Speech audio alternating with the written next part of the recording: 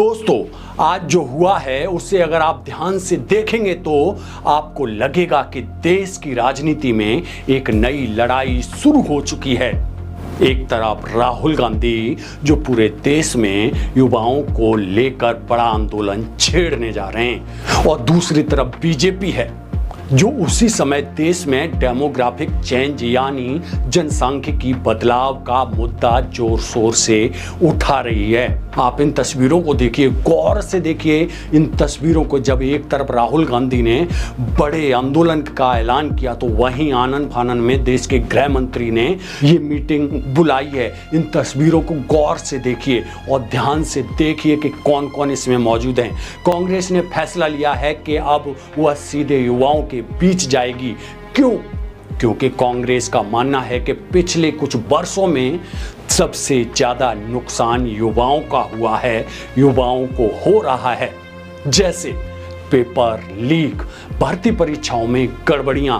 आपने देखा है कि पेपर लीक को लेकर देश भर में तमाम वो आंदोलन हो रहे हैं, युवा लाठी खा रहे हैं। नौकरियों की कमी, देश में कोई भी नौकरियां ढंग से नहीं निकल रही हैं। अगर नौकरी निकल भी रही हैं सरकारी तो उनके पेपर लीक हो जा रहे हैं और सालों तक भर्ती का इंतजार करना पड़ रहा है लोगों को। सोचिए, जो युवा इस सरकार को, बीजेपी को इस सत्ता में लाए थे, अब उनके लिए कितनी बड़ी परेशानी बन चुकी है। इसी को मुद्दा बनाकर राहुल गांधी देश भर में छात्र सम्मेलन करने वाले हैं। कोटा, प्रयागराज, पटना और देश के बड़े बड़े हिस्सों में छात्रों से मिलेंगे और इसका जो अंतिम पायदान होगा वो राजधानी दिल्ली होगा। अब सोचिए, इतने बड़े आंदोलन की घोषणा कांग्रेस पार्टी की तरफ से कर दी गई, यानी कांग्रेस की कोशिश साफ है कि वह बेरोजगारी और युवाओं के गुस्से को एक राष्ट्रीय आंदोलन में बदल देना चाहती है। अब दूसरी तरफ इस तस्वीर को गौर से देखिए। जैसे ही कांग्रेस ने इस अभियान का ऐलान किया, वैसे ही देश भर में चर्चा शुरू हो गई कि अमित शाह की उस हाई लेवल मीटिंग की जिसमें डेमोग्राफिक चेंज पर चर्चा हुई। विपक्ष पूछ रहा है कि क्या यह सिर्फ एक संयोग है या फिर देश की राजनीति में मुद्दों की लड़ाई शुरू हो चुकी है। देखिए किस तरह से जब देश में कोई भी अगर आंदोलन शुरू होता है, कोई विवाद शुरू होती है, उससे पहले बीजेपी उस पूरे मुद्दे को अलग रूप देती है। किस तरह से देती है? कांग्रेस क्या कह रही है? कांग्रेस कह रही है कि देश का सबसे बड़ा मुद्दा रोजगार है, रोजगार नहीं मिल रहा है। देश का सबसे बड़ा मुद्दा युवाओं का भविष्य है, देश का सबसे बड़ा मुद्दा पेपर लीक है। लेकिन कांग्रेस का आरोप है कि जब इन सभी सवालों पर सरकार घिरती है तो सरकार किस तरह से इस पूरे मुद्दों को, इन मुद्दों को डाइवर्ट कर देती है, घुमा देती है और कुछ नया शुरू का ला देती है। तब बहस का केंद्र बदल जाता है। जैसे ही कांग्रेस या कहीं विपक्षी दल कुछ बड़े मुद्दे लेके आते हैं जिन पर आंदोलन करना चाहते हैं तो उसका पूरा बहस का ही मुद्दा बदल देते हैं। कभी धर्म के नाम पर, कभी पाकिस्तान के नाम पर, तो कभी राष्ट्रवाद के नाम पर टीवी में चर्चा होने लगती है। टीवी के एंकर चिल्ला कर इन मुद्दों को उठाते हैं, तो कभी कभी घुसपैठ के नाम पर भी बड़ा मुद्दा बना दिया जाता है। और अब डेमोग्राफिक चेंज की बात की जा रही है। अब मीडिया को एक नया काम मिल गया है, मीडिया को दे दिया जाएगा, दिन और रात इसी पे बहस की जाएगी कि देखिए अमित शाह ने कितना बड़ा मास्टर स्ट्रोक मार दिया है, कितना बड़ा ये सब कुछ कर दिया है। विपक्ष का सीधा आरोप है कि सरकार युवाओं के सवालों से बचना चाहती है, क्योंकि अगर देश में बेरोजगारी पर खुली बहस शुरू हो गई तो सरकार को जवाब देना मुश्किल हो जाएगा। और ये बात सही है, सरकार इन सभी मुद्दों पर जवाब नहीं देना चाहती। वो शिक्षा मंत्री धर्मेंद्र प्रधान का इस्तीफा नहीं लेना चाहती। कांग्रेस पूछ रही है, अगर लाखों युवा नौकरी के लिए भटक रहे हैं तो सबसे बड़ी चिंता क्या होनी चाहिए? आप बताइए, जब लोगों के पास रोजगार नहीं है तो सबसे बड़ी चिंता क्या होनी चाहिए? रोजगार की ना, रोजगार पे बात नहीं होगी, बात होगी डेमोग्राफिक चेंज पर, या फिर नया राजनीतिक नैरेटिव जो डेमोग्राफिक चेंज की बात कर रहे हैं। कभी कुछ कभी कुछ कभी कुछ। अगर परीक्षाएं बार बार विवादों में आ रही हैं तो सबसे बड़ी राष्ट्रीय बहस क्या होनी चाहिए? आप बताइए। इतने बड़े जो पेपर लीक हो रहे हैं उन पर कोई भी बहस नहीं होना चाह रही, कोई भी बहस नहीं होती। टीवी एंकर पूरी तरह से बीजेपी की गोद में बैठे हैं, जैसे लोग आरोप लगा रहे हैं, आप समझ रहे हैं। जब इतना बड़े पेपर लीक हो रहे हैं तो क्या मुद्दा होना चाहिए? पेपर लीक का होना चाहिए या कुछ और होना चाहिए? और दोस्तों, यहीं से शुरू होती है असली राजनीति की लड़ाई।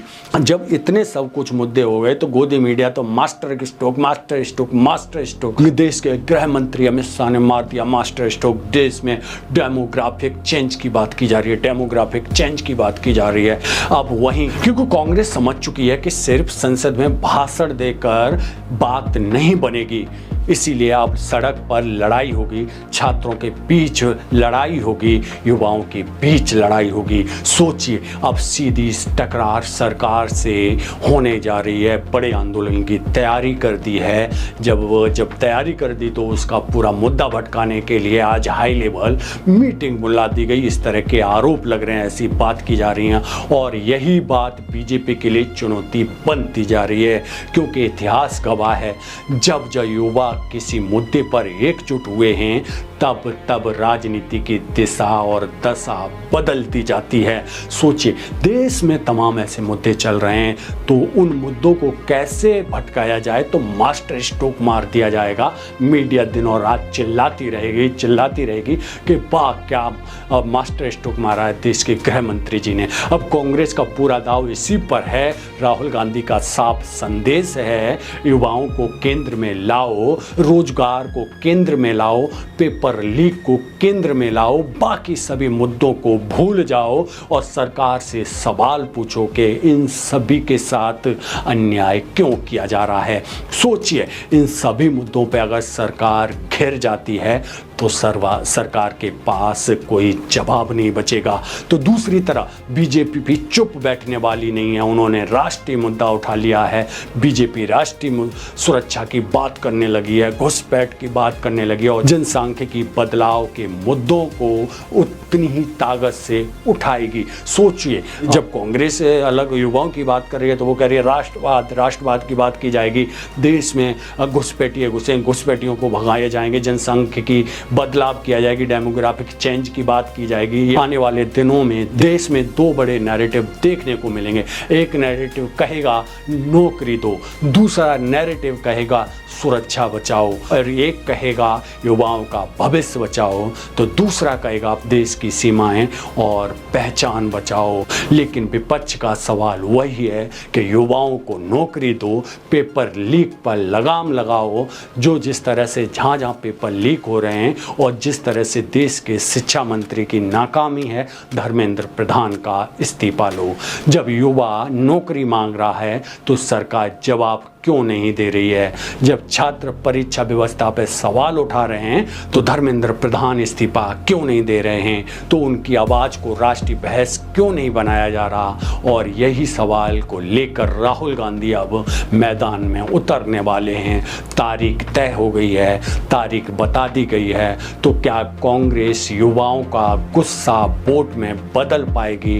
क्या बेरोजगारी 2029 की सबसे बड़ी राजनीतिक लड़ाई बनेगी, या फिर बीजेपी अपने पुराने और मजबूत मुद्दे के दम पर बहस की दिशा बदल देगी? सोचिए, जब भी कोई युवाओं की बात करेगा, जब भी कोई बेरोजगार की बात करेगा, बेरोजगारी की बात करेगा, तो युवाओं पर लाठीचार्ज क्यों होती हैं?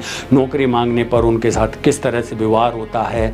किस तरह महंगाई की बात करेगा, देश का मुद्दा ही बदल दिया जाता है। फिलहाल इतना ही है कि राजनीतिक युद्ध शुरू हो चुका है। है और इस बार लड़ाई सिर्फ कांग्रेस बनाम बीजेपी की नहीं है बल्कि रोजगार बनाम नैरेटिव की भी होने वाली है। सोचिए, जहां एक तरफ रोजगार की बात की जा रही है तो दूसरी तरफ देख रहे हैं आपके डेमोग्राफिक चेंज का नया मुद्दा मीडिया को दे दिया जाएगा, गोदी मीडिया को दे दिया जा रहा है और यही मुद्दा वो सवाल बनने वाला है। आने वाले महीनों में तस्वीर और साफ होगी, लेकिन एक बात तय है कि अगर कांग्रेस का यह आंदोलन जमीन पर चल गया तो सत्ता और विपक्ष के बीच टकराव पहले से कहीं ज़्यादा बड़ा दिखाई देगा। आप क्या सोचते हैं इस पूरे राजनीतिक विश्लेषण पर कि जिस तरह से राहुल गांधी ने जिस तरह से आंदोलन का ऐलान किया है, जिन मुद्दों को उठाने के लिए सड़क पे आने की बात की, और वहीं दूसरी तरफ देश के गृह मंत्री अमित शाह ने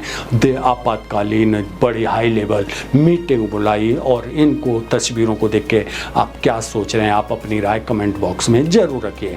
बाकी की खबरों के लिए बने रहिए HNP न्यूज़ के साथ। मैं DS गौतम, धन्यवाद।